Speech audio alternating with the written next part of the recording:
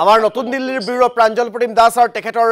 video' journalist Partha গৈ ইতিমধ্যে সীমান্তত উপস্থিত হৈছে আৰু তেওঁলোকে দেখুওৱা এই দৃশ্যটো আপোনালোকক আমি প্ৰমাণ হিচাপে দেখুৱাইছোঁ এয়া আমাৰ সাংবাদিকে আমাৰ প্ৰতিদিন টাইমৰ কেমেৰাত বন্দী কৰা সেই দৃশ্য আপোনালোকে চাওক পাকিস্তানী সেনাৰ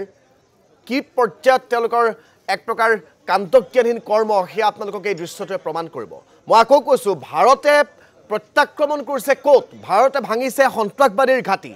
ভাৰতক যেহেতু এতিয়া ড্ৰোনেৰে আক্ৰমণ কৰি থকা হৈছে যোৱা নিশা ভাৰতে যিকেইটা স্থানত গৈ আক্ৰমণ কৰিছিল ভাৰতে আক্ৰমণ কৰা সেই স্থানকেইটাত ভাৰতে ধ্বংস কৰিছে কি সাধাৰণ মানুহৰ ঘৰ বা সাধাৰণ মানুহৰ প্ৰতিষ্ঠান তাত ধ্বংস কৰিবলৈ ভাৰত যোৱা নাই ভাৰতে ধ্বংস কৰিছে পাকিস্তানী এয়াৰবেছ কাৰণ সেই এয়াৰবেছ কেইটাৰ পৰা ভাৰতক টাৰ্গেট কৰি অহৰহ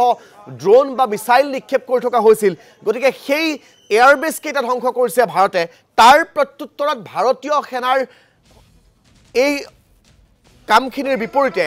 পাকিস্তানী সেনাই কাপুৰুষালীৰে সাধাৰণ মানুহক টাৰ্গেট কৰি লৈছে জম্মু কাশ্মীৰৰ ৰাইজে কি কৈছে শুনক জম্মু কাশ্মীৰৰ ৰাইজে কৈছে যে পাকিস্তানী সেনাই এতিয়া টাৰ্গেট কৰিছে সাধাৰণ ৰাইজক কাৰণ সাধাৰণ ৰাইজক টাৰ্গেট কৰিলে এটা পেনিক সিচুৱেশ্যন তাত ক্ৰিয়েট হ'ব এটা বিভীষিকাময় পৰিৱেশৰ তাত ক্ৰিয়েট হ'ব আৰু তাত সৃষ্টি হ'ব আৰু সেই বিভীষিকাময় পৰিৱেশটো সৃষ্টি হ'লেই তেওঁলোকে আক্ৰমণ কৰিবলৈ আৰু সুবিধা পাব জম্মু কাশ্মীৰৰ স্থানীয়